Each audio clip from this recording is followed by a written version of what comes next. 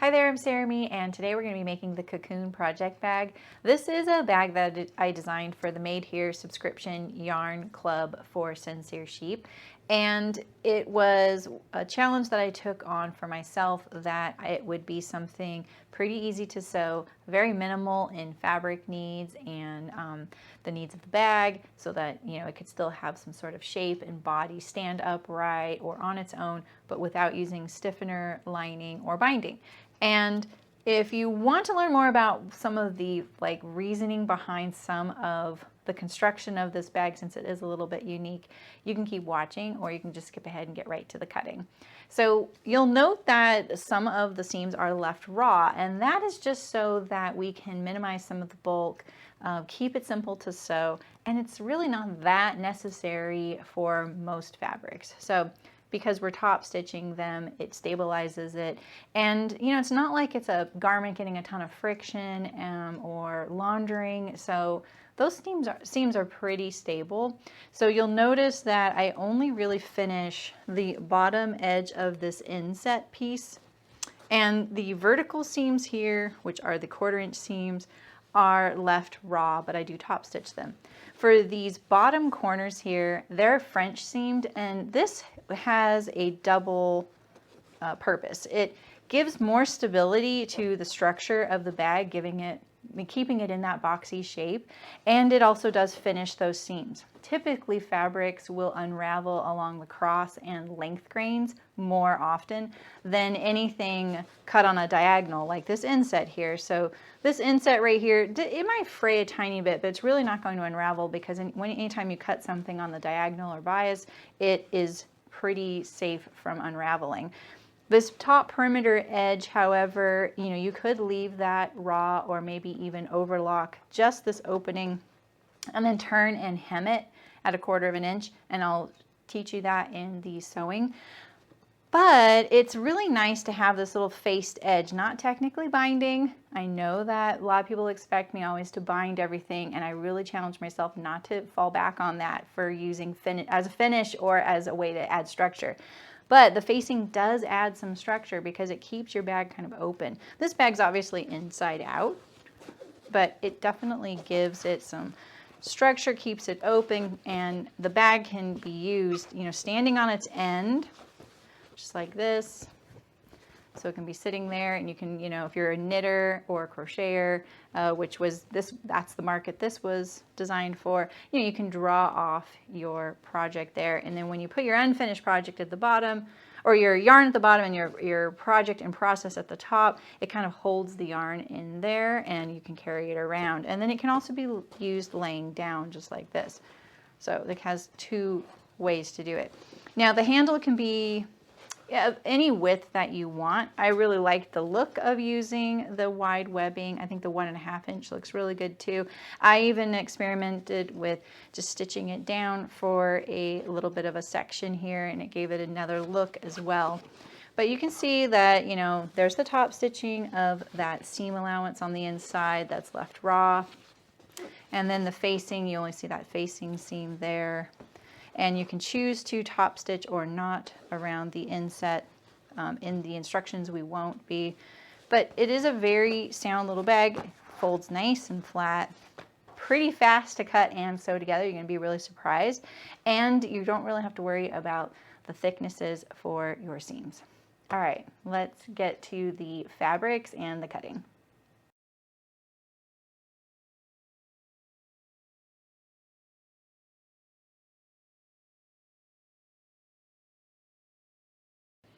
Okay, so for this particular cocoon that we're going to sew together today, I am using the dogwood denim again from Spoonflower, and I'm using a regular old quilting cotton as the lining for the inset. I'm using a 2-inch wide webbing, but you can use anything between 1 and 2 inches. You can even make your own strap out of matching fabric or a contrast or something like that. So when you print out the pattern, you're going to get 4 pages. One of them is complete. It's the inset, it's on its own page, and it is cut on the fold, and there's 1 notch here, 1/4 inch seams all the way around. And for the cocoon here, you have 3 pages, And the far left page right here is the top of the cocoon, and it even says that there just so you can orient your pattern in relation to any print direction that you have. You're going to match the diamonds here and tape these 3 pages together to get your half of your cocoon, and it's going to be cut on the fold here. There are 2 drill holes right here, these plus signs, and that's for your webbing placement for the handle, and then you have a notch here and a notch here for the construction of the cocoon. One is for the top of the inset and one is to form the corner. You'll notice also that the seam allowances are printed on here, and that's just because we have 2 different seam allowances happening. We have a 1/2 inch seam allowance here to form the corners of the bag to use the French seam, and then you have 1/4 inch here at the ends, which is the seam that I leave raw right here, and there's a 1/4 inch going around the perimeter of the top. So essentially, the whole cocoon is sewn with 1/4 inch seams, except for the corners, which is a French seam, and you use a 1/2 inch seam allowance. All right, so let's talk about print direction. So mostly I've made these with one-way directional prints, and so if you're going to do that, I highly recommend you think about the placement of your print. So you can see these marigolds on this one here are directional. And I decided to make it so that when the bag is standing on its end, just like this, the print is upright going all the way around the cocoon, right? But if I were to turn this pattern, 90 degrees and cut it because that's my fabric direction, what would happen is that you would get one side where your print direction was upright, and then the other side it would be upside down. And this is illustrated, I think, on page 3 of your instruction packet.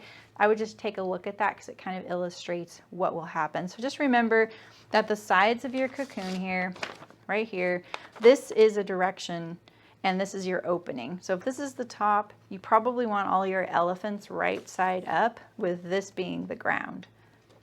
And if you change it, what you're going to do is have them right side up on one side and upside down on the other side. Now, if you want to seam fabric together, you could just add some seam allowance right here on this fold edge and then cut 2 so that your print direction's going around the cocoon just like this. Seam your fabric together and then cut out your cocoon, or you can cut out the 2 pieces with the seam allowance and then sew it together first. That's completely an option. All right. So we have our webbing and our quilting cotton here. We're going to cut out the main part of the cocoon. I'm going to be using weights and a rotary knife, and then that way I can demonstrate how I cut interior corners like this with a rotary knife. So the spoonflower fabric has a very, very distinct printing line. So and this fabric is much wider than what you're seeing here. I cut quite a bit off in order to make this fit on the screen. So when you're looking at this, like, you can see that my edge right here isn't technically lined up with the print here. That's the print line. And that's because I want my print to be straight on the cocoon. So I'm paying attention more with these hexagonal honeycomb shapes so that this line is straight on the fold rather than lining it up here. So you're going to put this edge right here on the fold and make sure that you get all your edges on there. It's kind of a weird shaped piece. And then you're going to cut your cocoon out.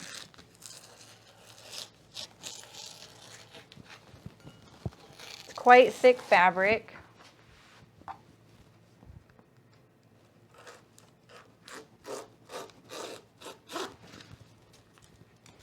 And then when you do these corners like this, what I like to do is I go up to the corner and then I lift it up, make sure I get enough, and then I go straight across.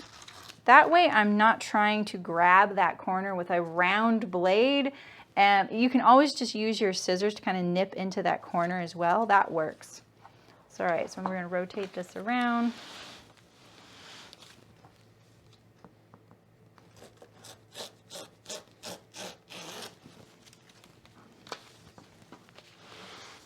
And same thing.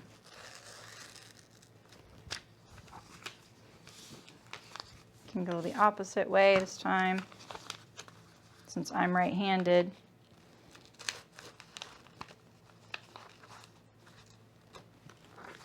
All right, so let's make sure we transfer our markings here. I'm going to nip just a little tiny bit into this edge for these notches. Remember, your seam allowance is only 1/4 of an inch, so don't go overboard with that.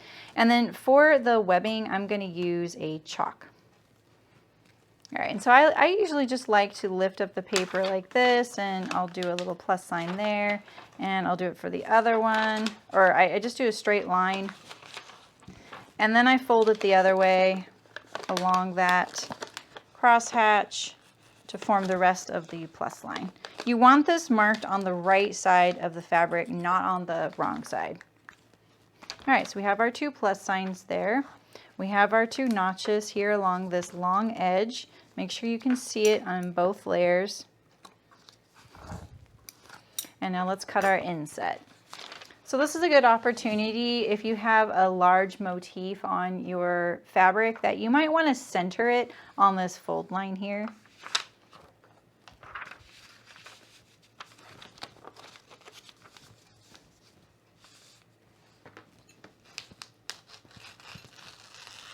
Now don't cut through your middle here. You still need to cut your facing.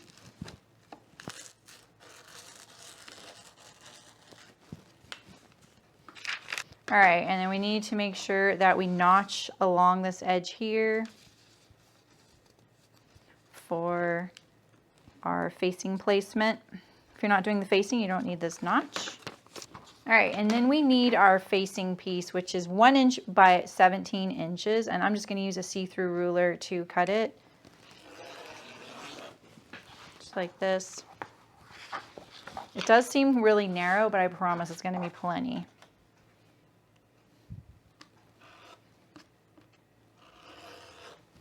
You can always use your weight on your ruler if it makes you a little nervous that it's going to slide or get inaccurate or get a little too close to your fingers. This ruler is 18 inches long. It's perfect for cutting something like this. And make sure you keep track of it because it does look like a little piece of scrap like that. You can even use a contrast. You can use your lining if you want. You can even maybe use a fun stripe cut on the cross grain. Put this one on the fold as well. If your fabrics are really, really lightweight, you can even consider interfacing them.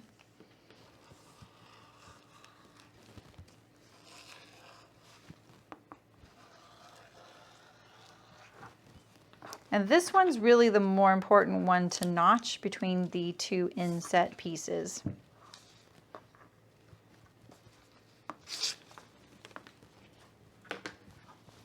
All right, so we just need our webbing, and we need a 12.5 inch piece.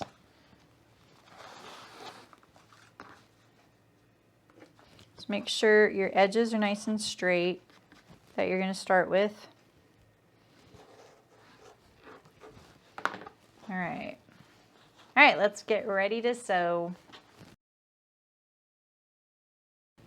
All right, we're ready to sew. So we have our inset, our handle, our facing, and the cocoon body. And you're gonna want everything because it's gonna go together really fast. All right, let's get to it.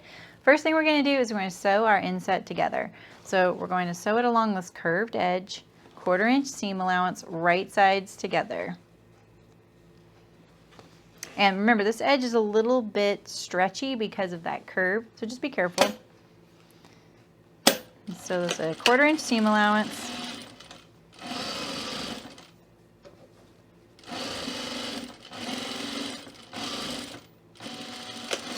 And back stitch, and then I'm going to clip this curve.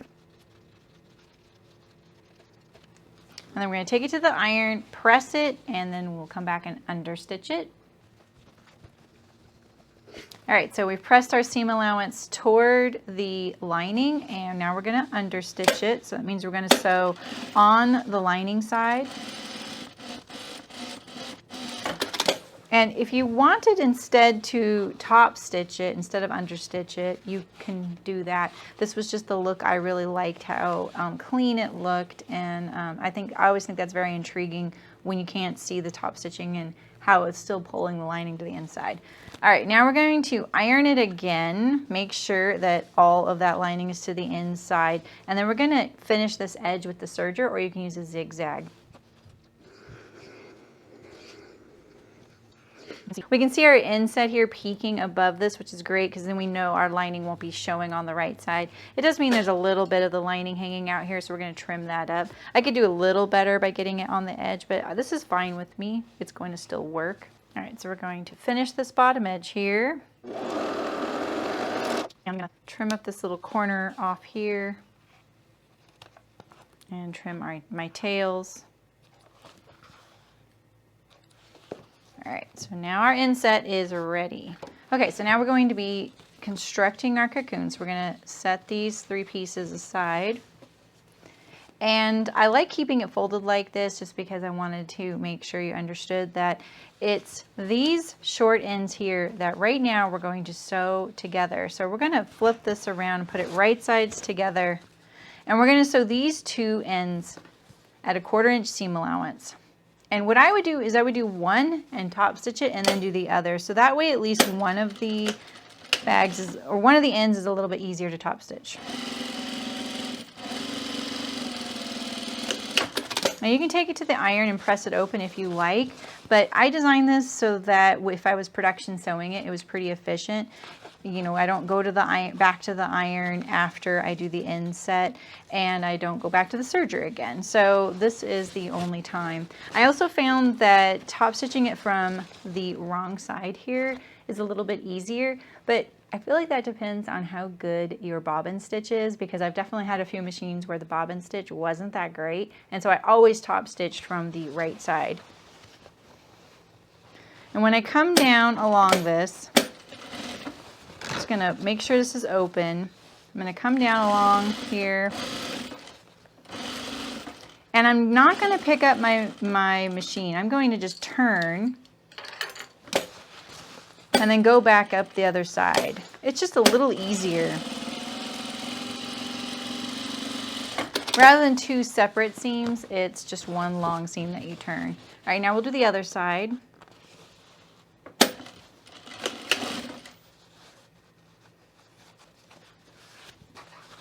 Make sure you get that all lined up. Remember, these seam allowances are pretty important because they all interact with each other, especially when we get to this French seam down here. All right, now same thing. And you'll notice I kind of turn this inside out a little bit even more like this, so that it's nice and flat against my table. And I open it up, press it a little bit with my fingers. This gets it nice and flat, and it also will prevent any fraying. But really, it just makes it nice and flat, and it gives your bag a little bit more structure for the shape that it's going to be in. All right, so now we're going to do our French seams. We're going to put this fully right side out. And I like to think of these little spots right here as like a mouth, you know, hello.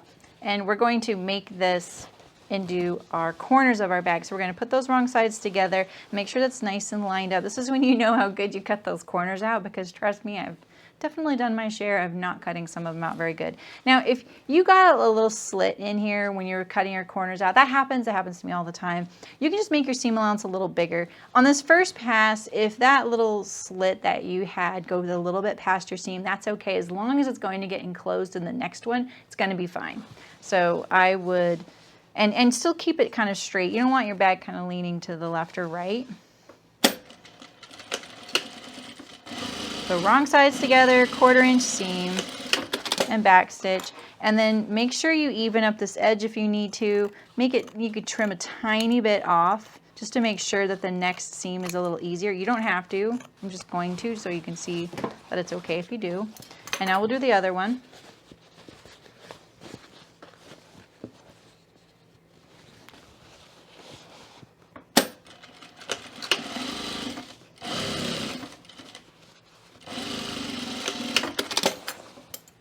You want to trim any threads, anything that's going to sneak out of your French seam. get rid of it now so it doesn't give you any problems later. Like this thread right here. I have my eye on you, buddy. There we go. All right, now turn the bag inside out. And really pop this seam, like really push on it. Get it nice and crisp. Because ironing this seam like we would do for a traditional French seam isn't going to be the easiest. And like I said, I designed this so that for production sewing it would be really easy for me. So I'm not going to sit there and go back and forth to the iron, but you can if you want. All right, but look at that. It's right there on the edge.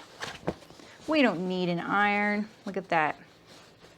It's pretty rare you even see a French seam in bag making, so I was already doing something a little bit different.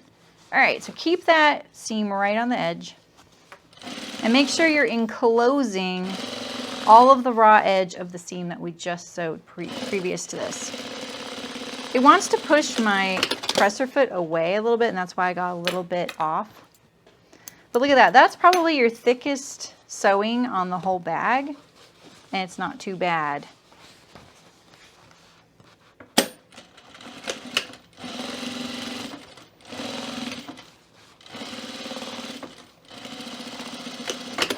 Okay, make sure we don't have any more threads because we are done with the inside of our bag. Make sure. All right, so now we're going to put on the handle. Okay, so let's look for the end with our drills. I know it's at this end because of the B. Oh, and now I'm noticing I forgot to mark this side of my drills. So we need to transfer those. So let's do this. We will fold it in half, wrong sides together. Thought I did that too easily. We'll put a few pins straight down the middle of our drills. You can see them very faint right there. Okay, and flip it over. Put a pin right where those were. Take these out, and that's all I'll use. We'll do this side first so we can get rid of our pins. All right, so you can take your webbing or handle that you made or whatever it is, and if you're using a much narrower webbing, then make sure you don't drill actual holes in your cocoon. You'll want the chalk for sure because you're going to want to just center it on those holes. And you're just going to butt up this raw edge to the drill holes there. Just butt it up against it. And now we're just going to sew a 1/4 inch seam right across there.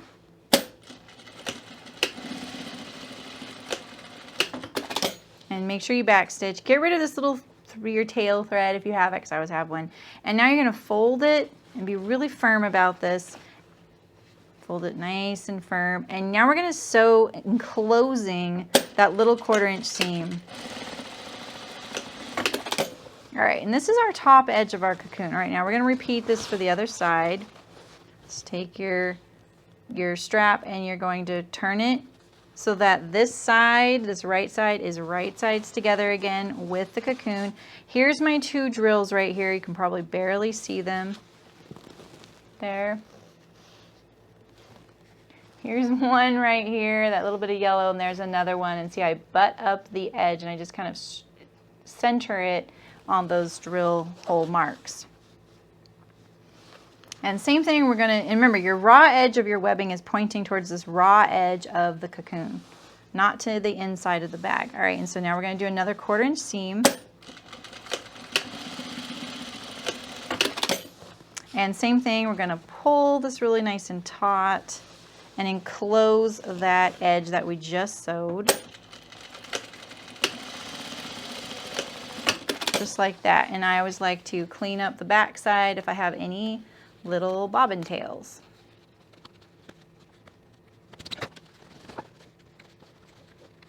All right, so now we have our handle.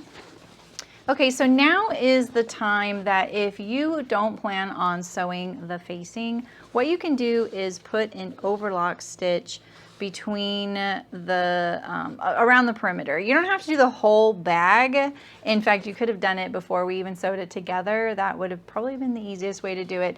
But you definitely want it, you know, probably down from this like corner notch all the way around to the other corner notch. And I'll show you how to do that now, but this bag doesn't really need the serger stitch. I'm just going to have it in on this one and it won't be seen because the facing is going to cover it up. So I'll show you how I'm going to overlock that.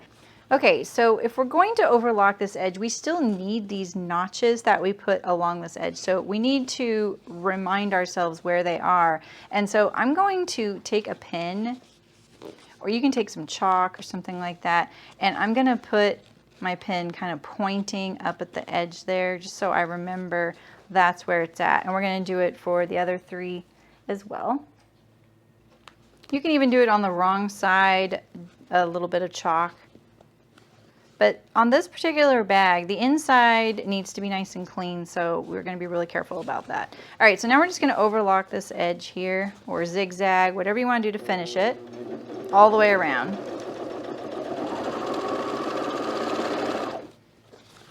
And you notice that my bag is inside out. It makes it a lot easier, and it keeps the bag above the bed of your machine so you don't accidentally catch it. Make sure your needles or your pins are well away from this edge. Keep your handle out of the way.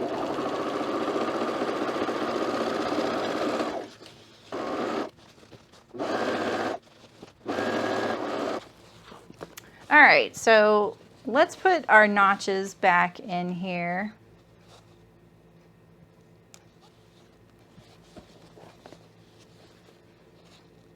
I can still feel them in there, so at least I'm getting that affirmation that that's where it was. All right, so now we're ready to sew our inset. Now, I don't want you to be nervous about this. I know we're going to be turning corners, but I promise I have a nice little trick that makes it really easy. So, all right, so first thing you're going to do is leave your bag inside out like this. If you have a free arm on your machine, maybe you don't need to do that, but I find it much easier to sew it like this. So I put the bag nice and flat here. There's my notch, and I'm going to put the point of my inset just lined up to that notch. You don't need to guess where the seam allowance is. You're just going to put that point right to it. And now we're going to sew the inset on with a 1/4 inch seam. So let's sew for a few inches. And now we're getting to our first corner. So here's our notch right here. All right, so here's our first corner right here. Right, you can see it. And that should be about a 1/4 inch away from this edge. So we want to pivot a 1/4 inch away from both these edges. So about right here is where our needle is going to sink down, okay? Like that. Now, if you have trouble turning this corner, you can clip into the cocoon up to the needle, but because of the notch is probably going to take care of that and alleviate that tension that is caused when we turn this corner. So we're going to keep the cocoon straight. That doesn't need to go anywhere. We're just going to pull this inset. We're going to pull this edge to this edge right here. And pull pretty firmly. Make sure your needle's down. Pull firmly. And then right here, I get this little bump in my inset. Just straighten that out a little bit. Just put your finger in there and kind of go like this, straighten it out. Then you know for sure you don't have any hang-ups of your fabric and you're not going to get a pucker. All right, so we have this edge lined up to this raw edge and we're already thinking about our next and last corner. So we have our notch right there, and remember, we want to pivot about right here.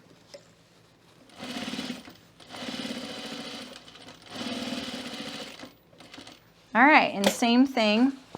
The cocoon is a long straight line. The inset is the one that's turning the corner. So we're going to pull this edge to this edge here. And I kind of push down and pull over. And see, I am getting that little bump again. So push that up. Keep it nice and smooth so that you don't get any tucks there. All right, and so now your point should land at the notch or really close to it. You don't really want to stretch this long edge here, and it's really easy for it to happen because it's a little bit on the bias. All right, here we go, and you can look at your work right here. You can see how there's this little bit of tension right there. If you want, you can go in here and kind of clip it. These aren't the best for that. But it doesn't look like I got any tucks, so let's double check before we get too far. Let's see, no tuck. Check now, because it's a little hard to fix later on. There we go, no problem. All right, now we're gonna do our last step with the facing. Okay, so I'm gonna trim a couple of these threads, make sure that they're not gonna sneak back into my work. Now you're gonna know why we have this notch here on our inset, and that's just to give us a point to line up our facing. So we're gonna turn back the facing edge about a 1/2 inch, and we're gonna line it up with this notch that's on the inset in there. Now, again, my bag is inside out. It makes it a lot easier for me to sew. And you just want to sew the facing around the perimeter of the top of your cocoon with the 1/4 inch seam allowance. And you know, if you're doing only the facing, you don't have this overlock stitch here. That was just a demonstration if you're not using the facing.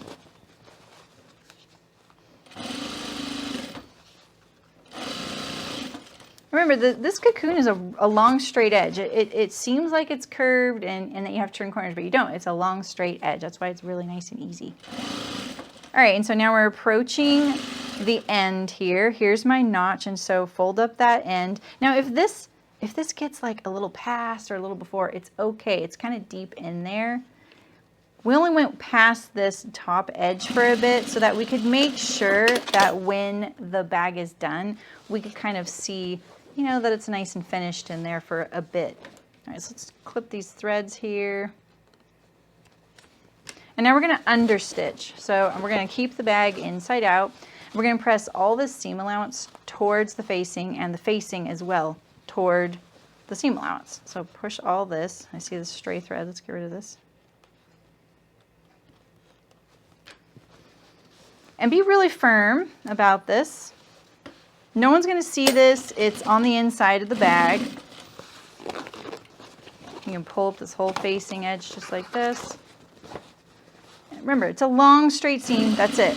Nothing tricky about it.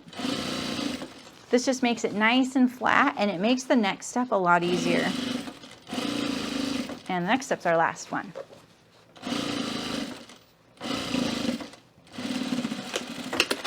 All right, so there we are. Now we just have one last step. Let's trim this thread here. We're gonna turn the bag right side out. Makes it a lot easier.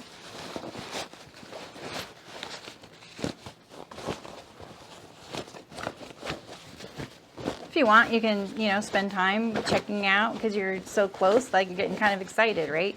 Check out your bag here. All right, so we just have this facing edge left, and we're going to include the handle in this stitch. All right, so now we're looking right here. So I'm going to make this nice and flat, and I know this is kind of awkward, but this is the way I look at it. I just focus on these 4 inches. Anytime I have these really awkward spaces where there's just a lot going on and things are kind of pushing against my hands and my machine and getting in the way, just remember, just keep these 4 inches in control and everything's gonna be fine.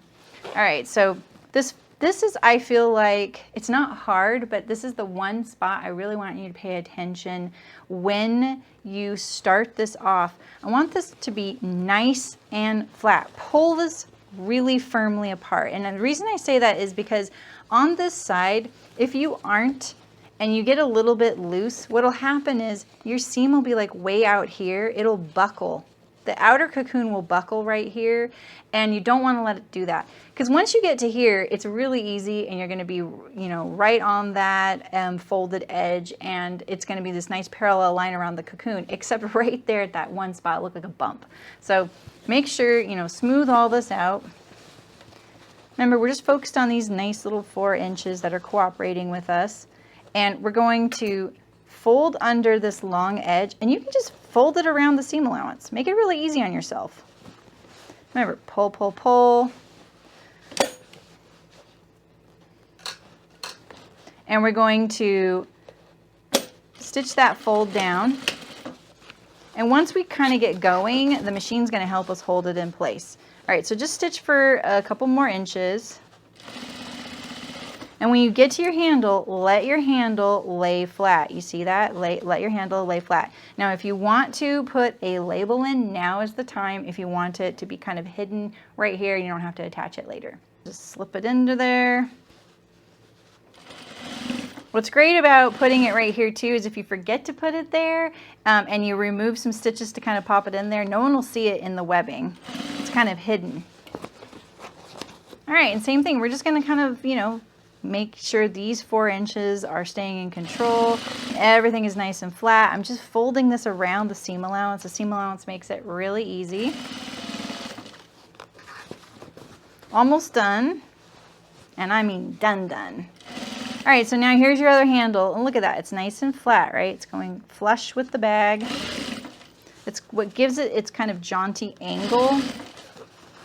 And then now here we are back at one of these little spots where we can get a bump, right? So we want this to be nice and flat, pull apart, fold it around. This can be a little thick right here. If you find that this end right here is just a little too thick, you don't have to fold it back. You could just leave it unfolded right here and leave the like end raw. It'll just be this little tiny bit that's raw.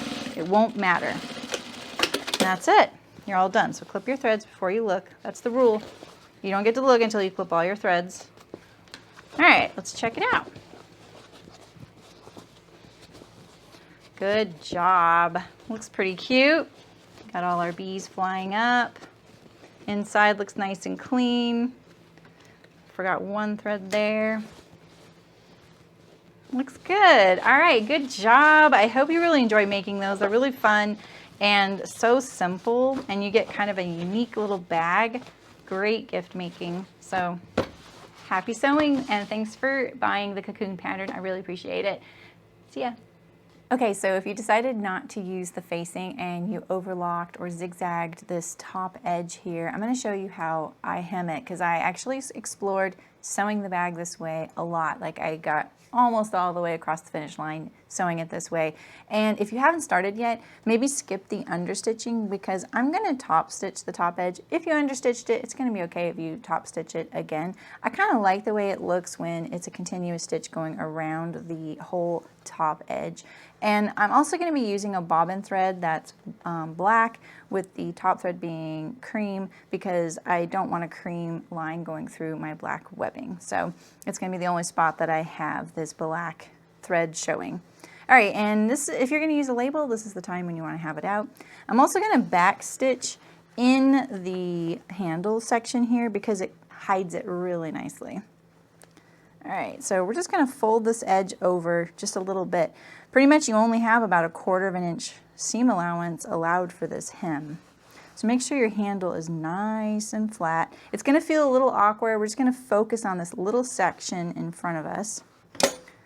And it's pretty easy once you get going and you get the machine helping you out. And anytime you stop, make sure you stop needle down.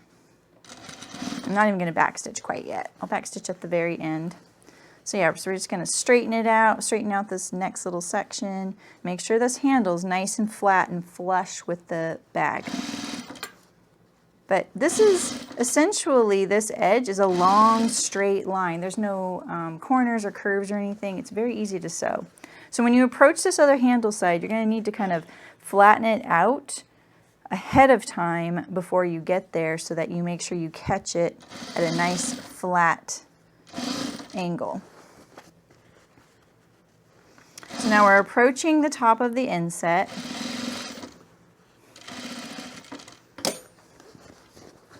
And I'm just going to go across the curve here.